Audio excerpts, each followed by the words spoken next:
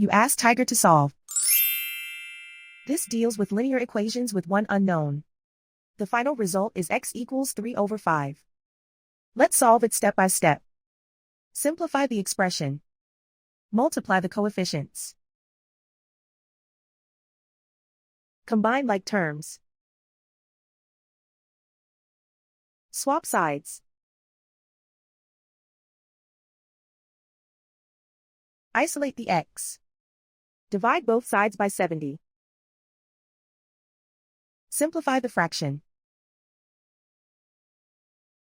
Find the greatest common factor of the numerator and denominator.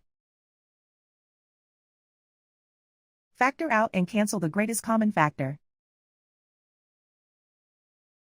And so the final result is x equals 3/5.